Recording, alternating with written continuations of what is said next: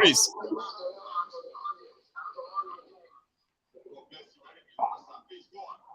Yes, you see, to me, Nigerian problem is multifaceted. Hmm. And we need a very strong state actor Hmm. to correct the problem, and it's going to be a long shot. I'm saying this because first of all, right, we have to write that constitution. So you might need to continue speaking and ignore that echoing because that's Okay. I should ignore the echo, yeah, because the echo is trying to make me. Go on, sir. If you can even mute it, by the way, please do somehow. Okay, I'll do that. All right. I'm okay now.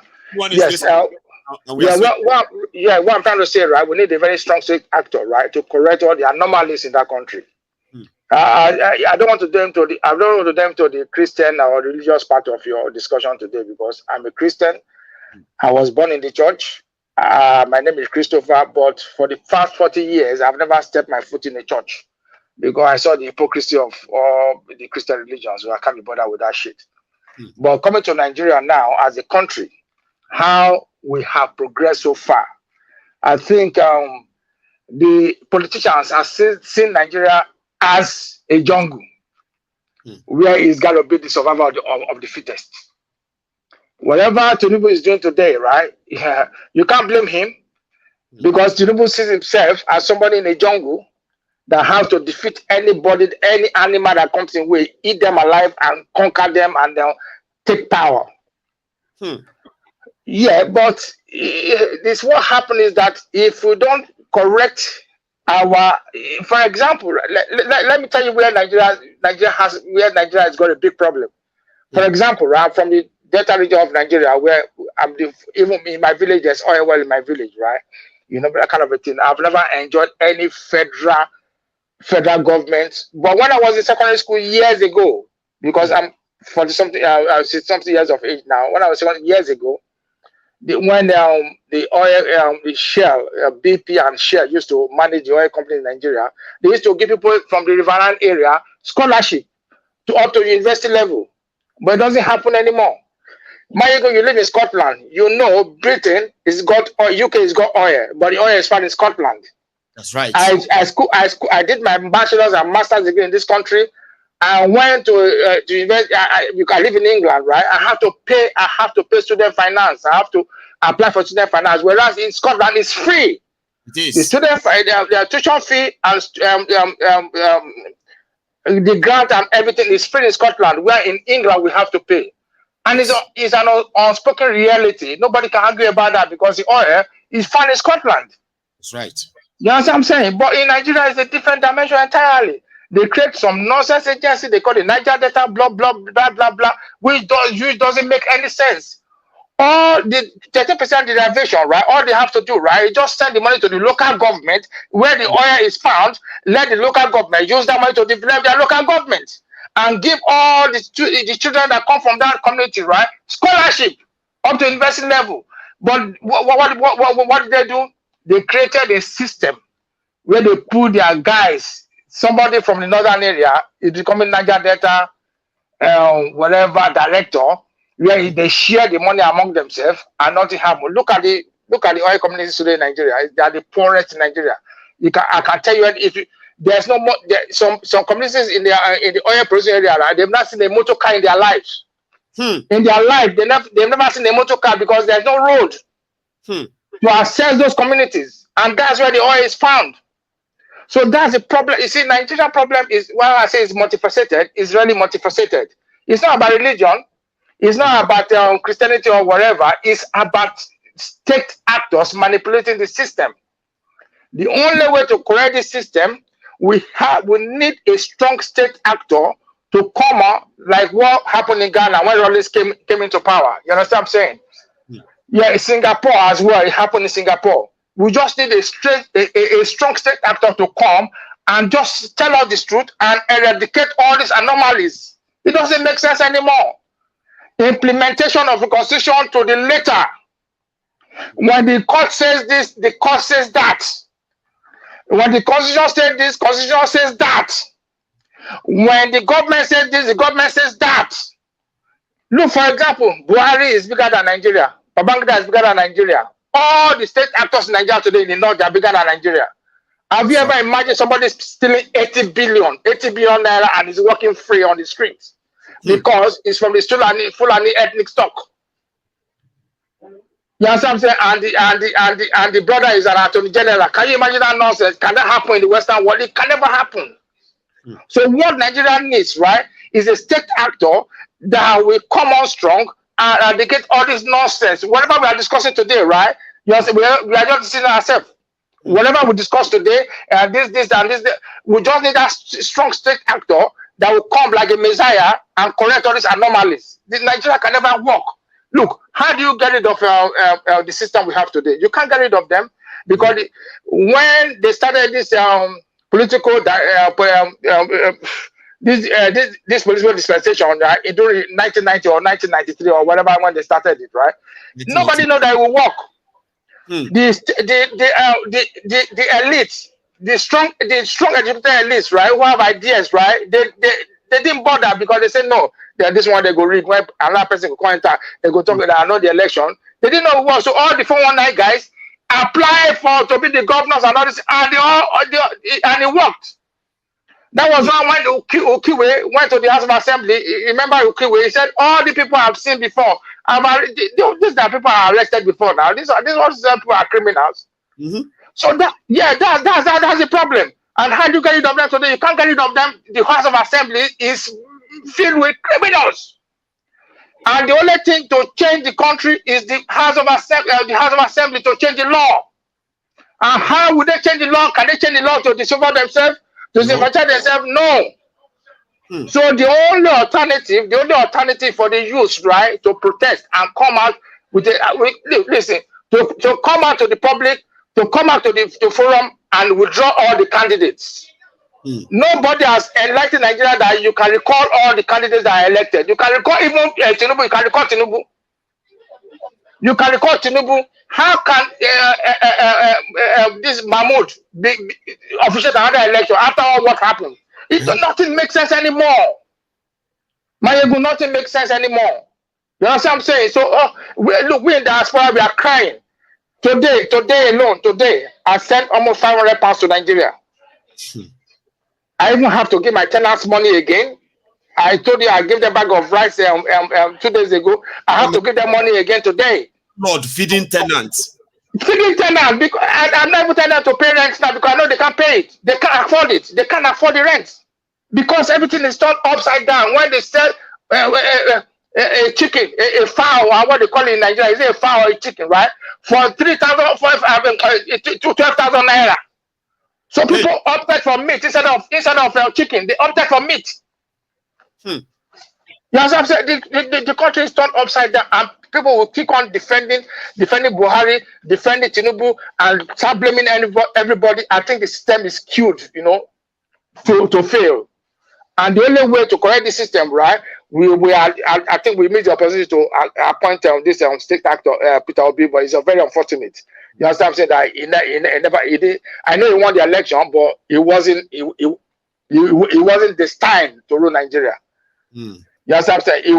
It wasn't destined to rule Nigeria. So it's very unfortunate. And there's nothing you can do about it. Tinubu is going to go for another 8 years. Nothing Nigerians can do about that because the House of Assembly is loaded with his people.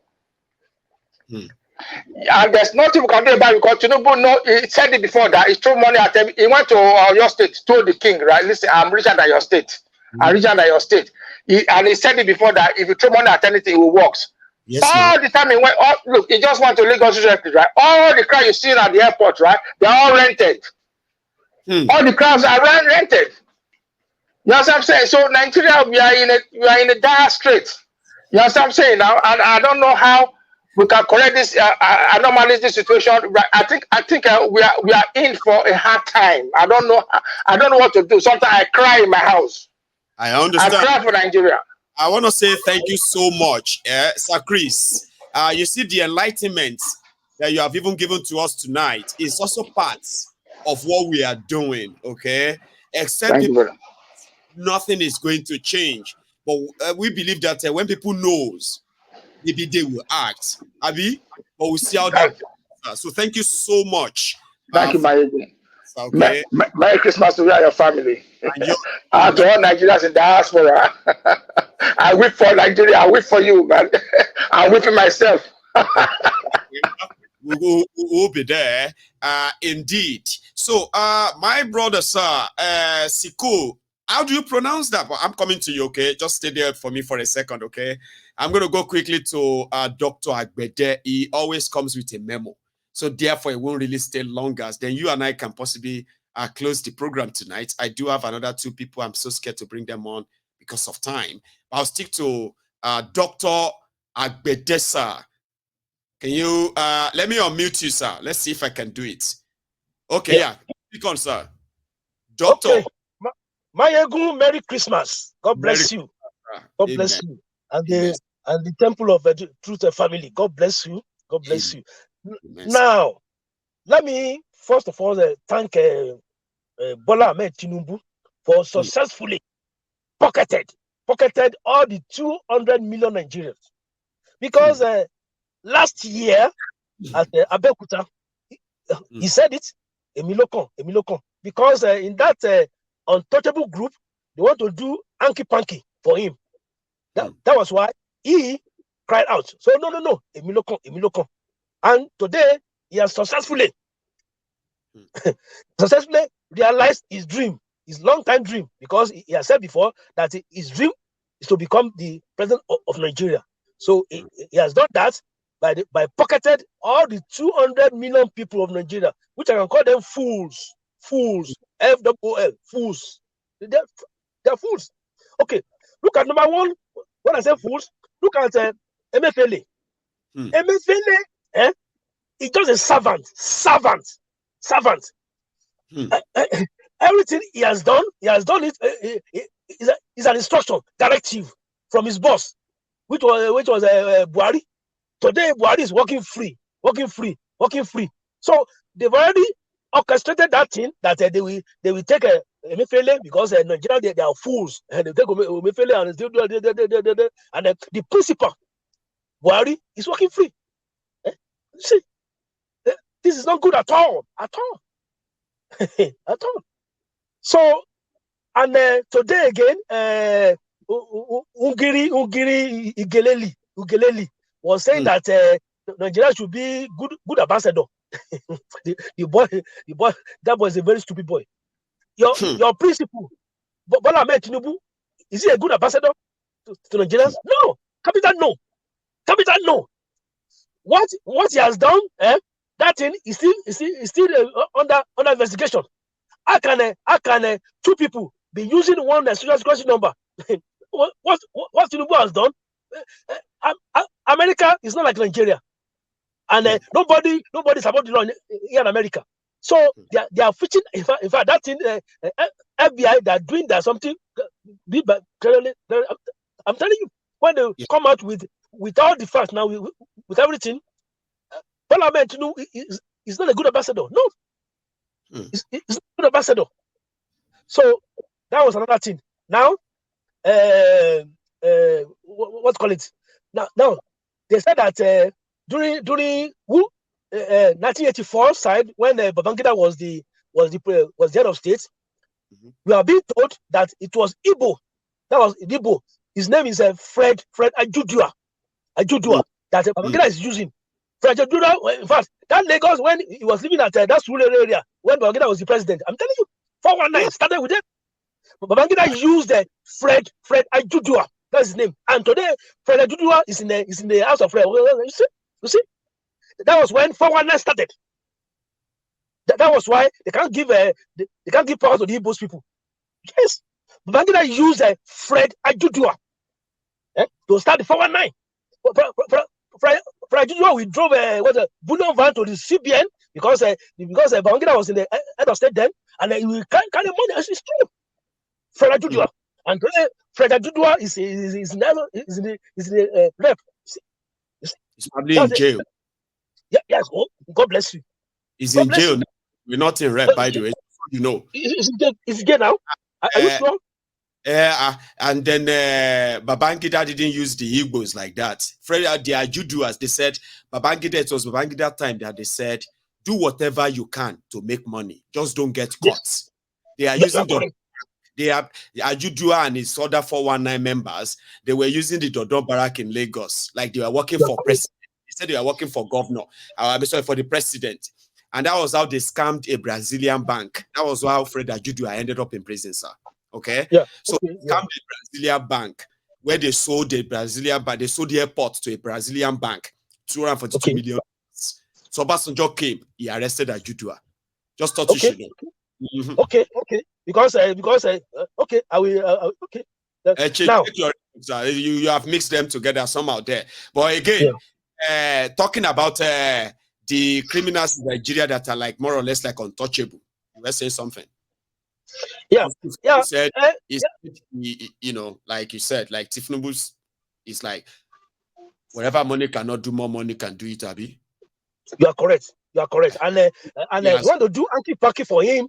That was why he cried out that Emilokon, that was last year. And today, successfully, he has pocketed all the 2 million Nigerians, 200 million Nigerians to his pocket. And today, he's the president of Nigeria. Okay, good for him. And need to get away with it. Is he going to get away with it? Yeah, no. And for you, Mayegun, yes, sir. Just thank your star, because they want to use 1 hour, 30 minutes, something for you. But I've warned them not to. That Mayegun is my son. So just thank your God. Let me give you an insight. Let me just give you a bit of. I won't go deep. Do you know what happened to Kim Jong-un, our brother? Kim Jong-un. Yes, Kim Jong-un, our brother. What they use for him in another country, that is by hugging him, and within 30 minutes, the man died. Kim Jong-un, our brother. Yes. There's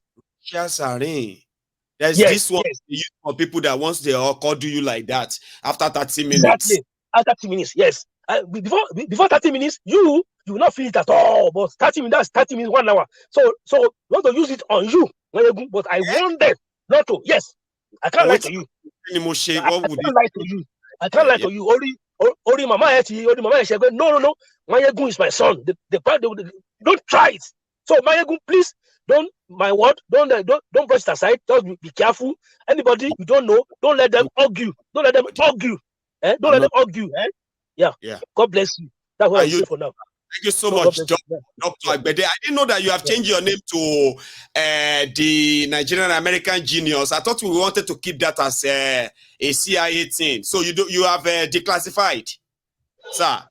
No, that one. Don't worry for that. Don't worry. Everything's good. You classified that one. Okay, I thought it's something that we did. That one very classified. Don't worry. All of that is classified. But don't let anybody that you don't know argue and want your wife not to compromise. I don't know her, not to anybody that is very near you, not to compromise. Please. No, be very cautious. God bless you. Merry Christmas to you too, Dr. Agbede. To everyone who knows Doctor very well, right? Sometimes I am like, Doctor is the older version of JJ. JJ is younger. You know, JJ doesn't really like to show his face, but sometimes I try to drag him out of the People's Parliament. That's one thing about the People's Parliament. Everyone is right there watching Mayegun from all over the place, but they are so dedicated, committed than one another. Let's be honest, okay? Now, the People's Parliament is what brings everybody out. I say, oh, that's now your face with this. The face behind that voice. So Doctor is one of them. He was not supposed to show all of you his full name by the means of his work. He's meant to be classified, but it seems that they've classified some certain things. Now you can know him better, not just his face. His face.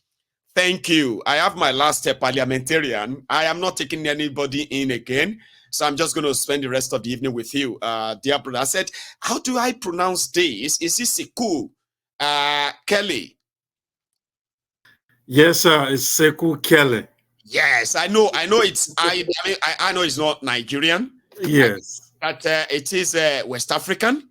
However, I want to be so sure that I am pronouncing it very well. Brother, how are you? I'm doing very well. Thank you for allowing me into your podcast tonight. You call it the People Parliament. Yeah, that's very interesting. I know. Yeah. Thank you. I've been following you since the Nigerian election.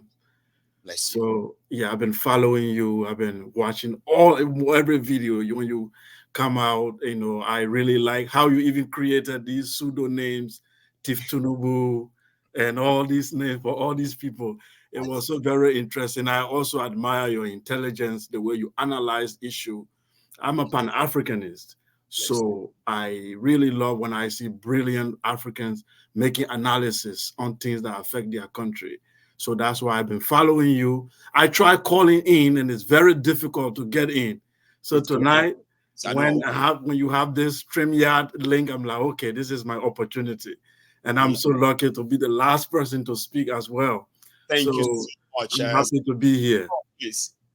Yeah. So I may not be a Nigerian, but I'm not a stranger to Nigeria. Let me first of all give a background of who I am so people understand what I'm going to say and why I'm saying it. I immigrated to Nigeria in the year 2000. I was 15 years old. Obasanjo just took over in 1999, a year after I arrived. I did my primary school in Nigeria, secondary school, wrote my WAEC in Nigeria. I went to New Horizons College in Niger State, Minna. I live in the Middle Belt. I've been to Kwara State many times. I speak Hausa very well. So I'm a half Nigerian, I will say, because I live in that country for more than 10 years. And I spend most part of my life there, and I have friends, family up till now in Nigeria. So if you wrote common entrance and you wrote WAEC, you should know Nigerian history, you should know the politics.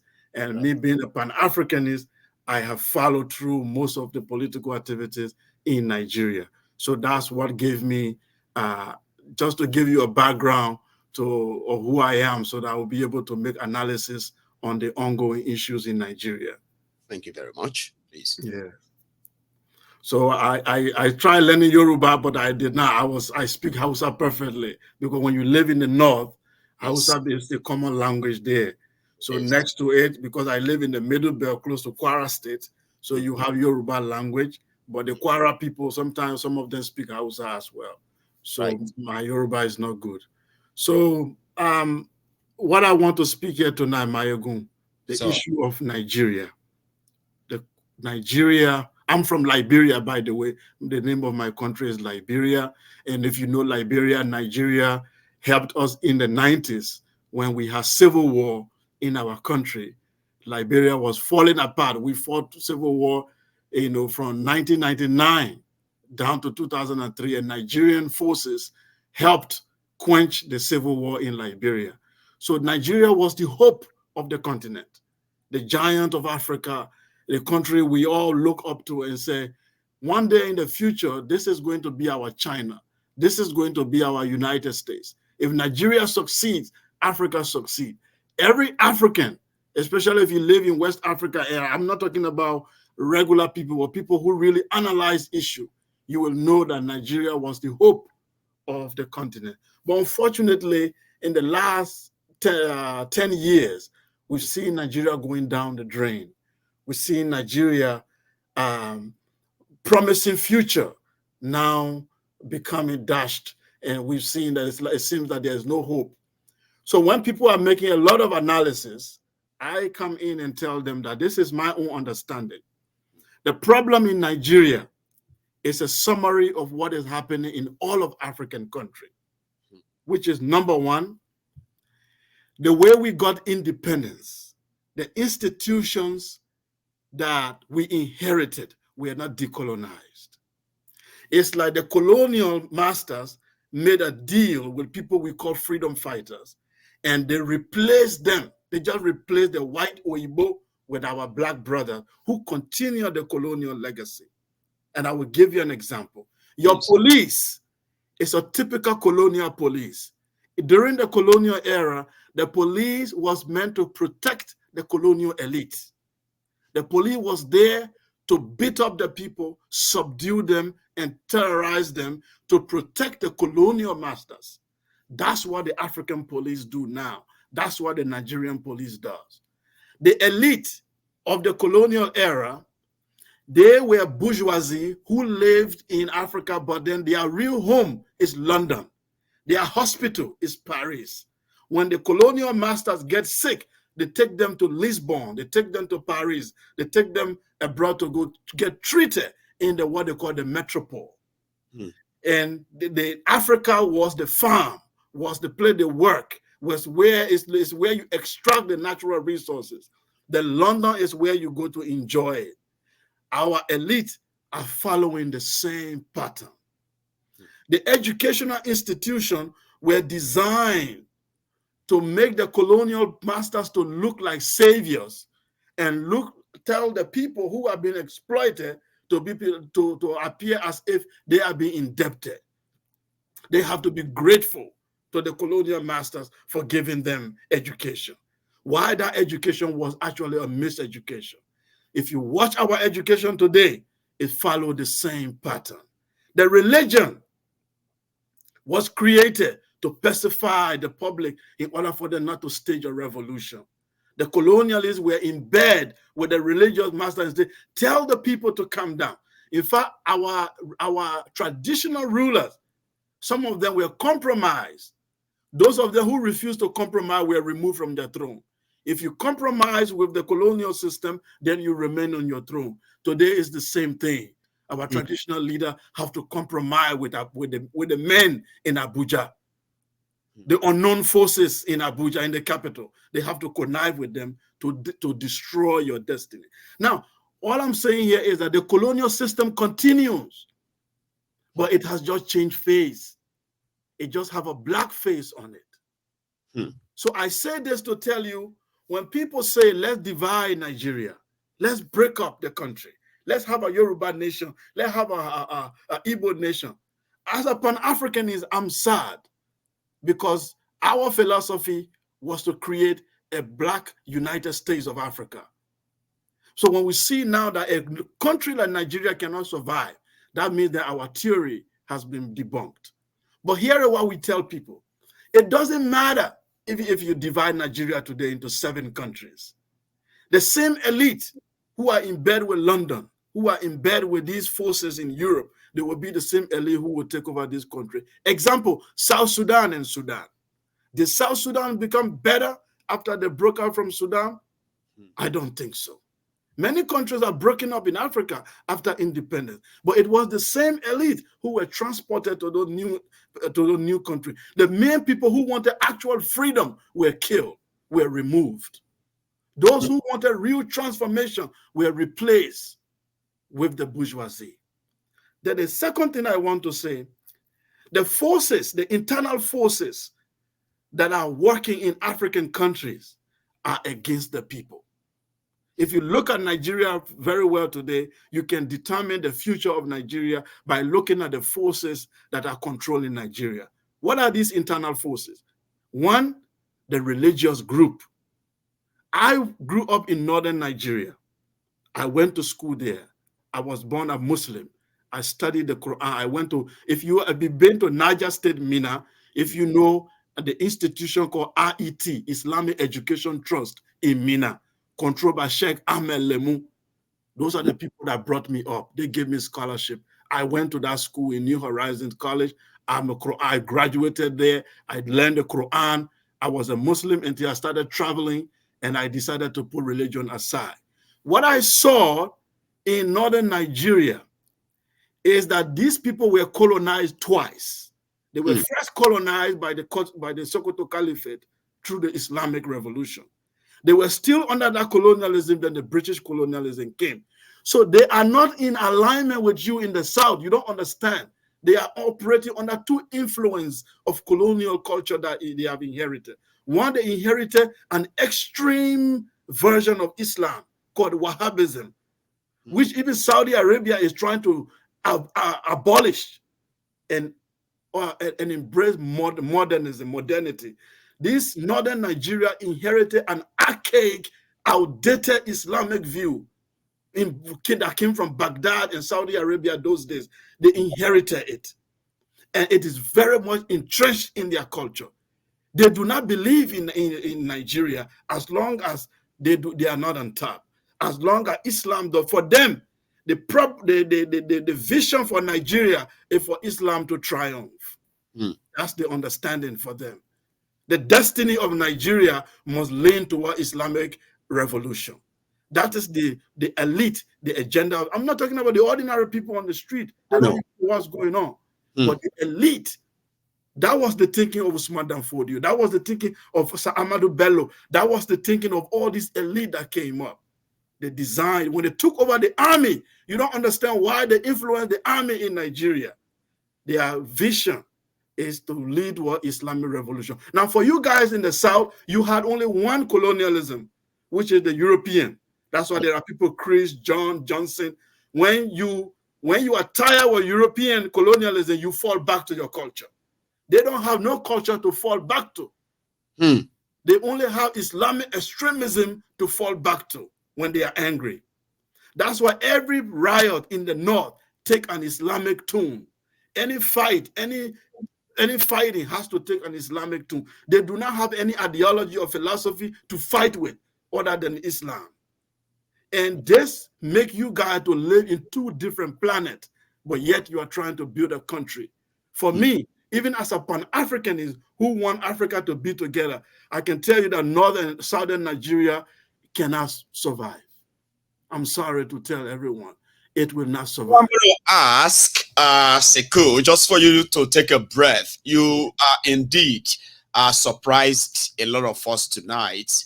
When I say surprised, not because of the detailed in-depth of your own understanding of Nigeria, but the fact that we weren't expecting this long sort of, reorientation kind of. A lot of people were glued that it is actually coming from someone who is not a Nigerian. You sort of mesmerized us.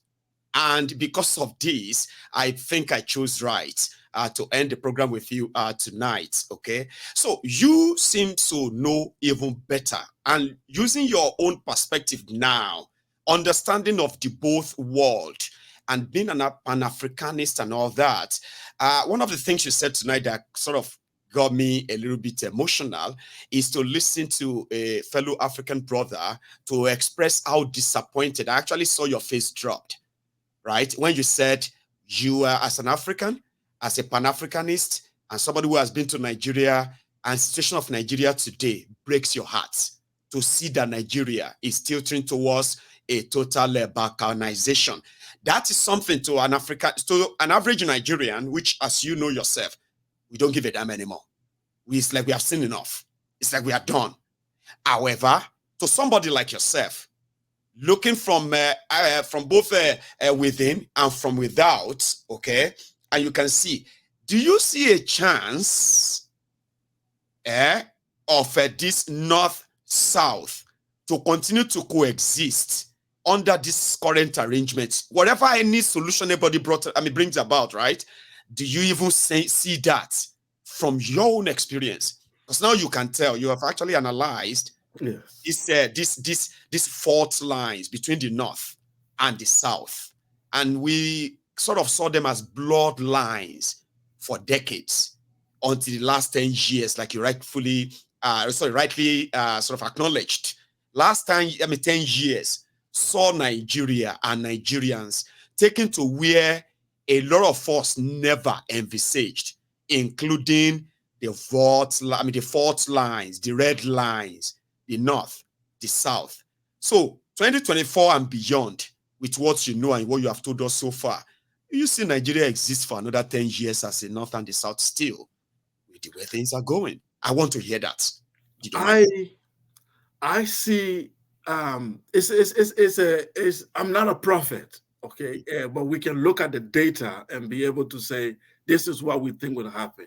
I think the fact here is that Nigeria is going to experience a very, very serious trouble. That's very obvious, worse than it is right now. The reason being is that I spoke of the internal forces in Nigeria, and I just mentioned one, which is the religion. That is the ethnic side, which I have not touched. Now, if you look at, let's deal with that first internal problem, which is the religion. I follow one politician in Nigeria, in particular, who I love before Obi came on the scene. That was Sowore. when he said, take it back. When he said revolution now, people didn't understand.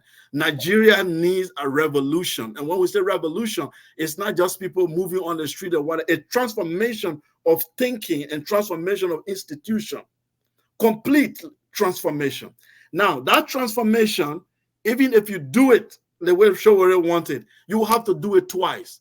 You will do one revolution for Nigeria, then you will do another revolution for the North. Anything you do to Nigeria, you have to do it twice in the North before it will succeed. You take your NSAS, for example. When all of you in the South were running around to change the police, did you see the North move? No. You think they care? They did not move. They didn't see the North. As soon as you start protesting in Lagos, the Eastern Nigerians start to feel it immediately. They start to protest. When something happened to Mohbad, you see people talking. Watch the social media. When you see people start talking in Western Nigeria, it moves straight to the East. It moves straight to the other part. The North doesn't budge. It does not move. You need 2 times that revolution to bring the North into the picture. And said they are using this population democracy where who vote, the religious extremists in the North will continue to use these uneducated, illiterate people to continue to vote the wrong people in power. For that, they have taken Nigeria hostage. And those of you who want real change for Nigeria, they will isolate you. They will isolate you. They will make sure that you become the enemy of the state. And if you don't take time, they will eliminate you one by one until this pact that they created, South-North, which is a fake pact that they created. You know, Buhari, then after that, Tinubu will rule, then another Yoruba. The truth is, the extremists in the North are looking for elements, religious, Islamic element in the Yoruba ethnic group to use them to destabilize that mighty people who have built empires like Oyo and other places long before anything. But they are looking for some weak elements. Like Tinubu is a weak element. People think he's powerful, but he's a weak element in the Yoruba war. These are the weak elements they want to use to be able to push the Islamic agenda. People have been telling you that Islamic agenda is a lie. No, it's true. I can tell you that I was born a Muslim. My people have been Muslim since the 7th century. I'm a Madinga. And we have been Muslim. There is nobody in my ethnic group who is Christian. All my people have been Muslim. And I studied Islam in northern Nigeria. And I'm telling you, the agenda is to push that country toward Islamic agenda or destroy it completely. So to your question, I will tell you that Nigeria does not have a bright future for now. It doesn't have a bright future for now. The elements that are in the North, and most of them are receiving grants. Some of them, even in university, they are getting grants from this Qatar, and all the extreme Islamic group are giving them money. And they are building, their power is increasing day by day in the political system. They are even creating billionaires that eventually tomorrow they want to control Western part of Nigeria. The East a little bit stubborn for them. Eastern Nigeria is stubborn. That's why they are isolating them. The isolation of so-called Igbo, it's not because Igbo hate Nigeria. Igbos are the most Nigerian than any Nigerian. They are every part of Nigeria you find them. They have their own problem for sure, like every African group. But the issue, they are not the problem. But they are acting a little bit stubborn to the Islamic agenda. So they have to be isolated. And to do that, you need one of the most powerful group, which is the Yoruba group. If you don't use Yoruba, you can't succeed. And the Yoruba group is very educated. So what do? You look for the weak one among them, which is the Islamized ones, and play on their religious sentiment. And then you destabilize the country. I can tell you, my friends, you need a revolution, but you need 2 revolutions. If every African country needs 1, Nigeria needs 2. And we are all ears tonight, Sekou. Honestly speaking, it's such a pleasure to really have you with us tonight. And indeed, I always say something when I am lucky to come across brilliant minds and then so well endowed individuals like yourself. I said, well, I hope I am lucky again to have you on. But you know, I'll always be on the People Parliament. I'll be following now. No, trust me. You know what? Something I've discovered there, or I am using this as an experiment as well, right? 2024 is going to have a proper sort of a well-organized studio than this. And people like yourself, we would love to keep you on a retainer where you can always chip in, where you can speak to a demography of different parts of the audience who needs to know things from other wider perspectives and all that. So I hope I am lucky again to still speak to you again. Thank you so much for tonight. You stay safe, right? And you have a good one, sir. Got some blessings there. I didn't see that coming, but I had something in me telling me that this one on my screen is special, starting with the name. You see, when I see other African brothers, right, they will present themselves as a Pan-Africanist. You see, the way they see Nigeria, and what Nigeria has finally turned out to be, they are watching with so much disappointment. You have no idea, okay?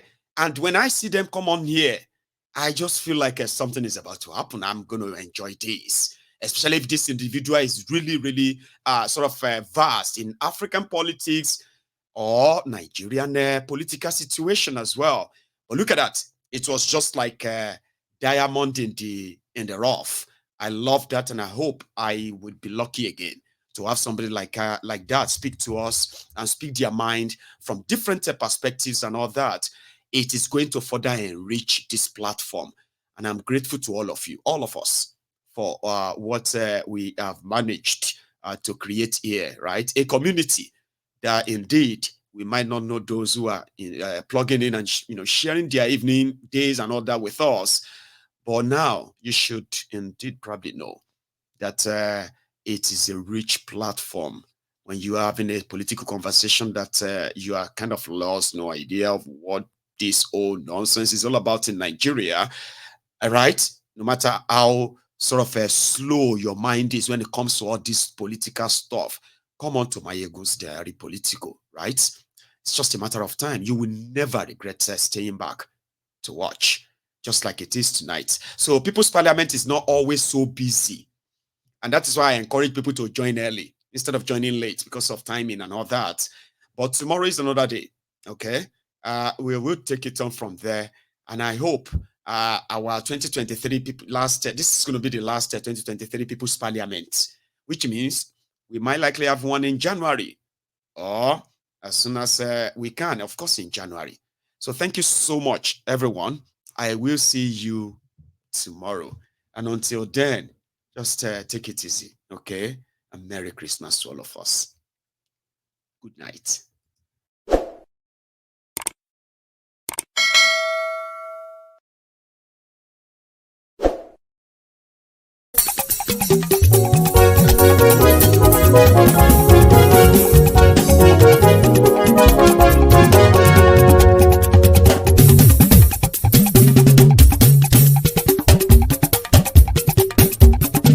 Mayegun làwa mọ̀ làmọ̀ tó dòdòdò. Mayegun Diary Nayibi #1. Mayegun làwa mọ̀ làmọ̀ tó dòdòdò. Mayegun Diary Nayibi #1. Mayegun ti dé o ọ̀rẹ́ ara ìlú. Mayegun Diary Nayibi #1.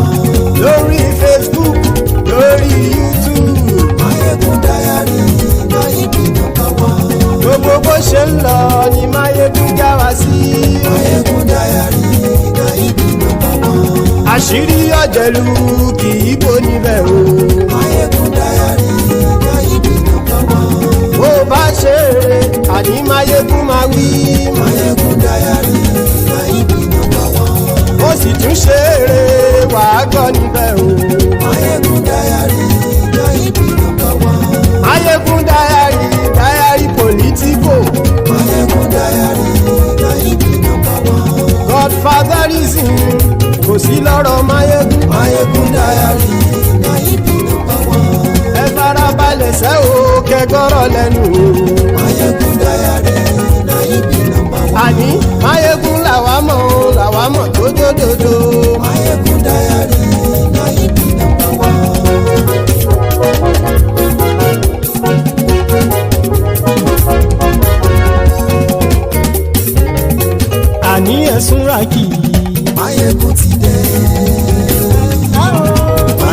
ti dé. ọ̀jẹ̀lú ẹ̀súnra kì í Máyégún ti dé. àní ẹ̀súnra kì í Máyégún ti dé. lórí Facebook Máyégún ti dé. àní ẹ̀súnra kì í Máyégún ti dé. lórí YouTube Máyégún ti dé. àní ẹ̀súnra kì í Máyégún ti dé. bọ́ bàbá gbé wúrẹ́ Máyégún máa wí. àní ẹ̀súnra kì í Máyégún ti dé. ijó ìgbádìyẹ Máyégún máa wí. àní ẹ̀súnra kì í Máyégún ti dé. bí pẹ̀sìdó bá rúfin o Máyégún máa wí. àní ẹ̀súnra kì í Máyégún ti dé. bí gómìnà kówó jẹ Máyégún máa wí. àní ẹ̀súnra kì í Máyégún ti dé. ọlọ́pàá tí ń darí bá Máyégún máa wí. àní ẹ̀súnra kì í Máyégún ti dé. aṣòfin tí ń rúfin o Máyégún máa wí. àní ẹ̀súnra kì í Máyégún ti dé. òkúrọ̀ olóṣèlú Máyégún máa wí. àní ẹ̀súnra kì í Máyégún ti dé. ọ̀jẹ̀lú ẹ̀súnra kì í Máyégún ti dé. àní ẹ̀súnra kì í Máyégún ti dé.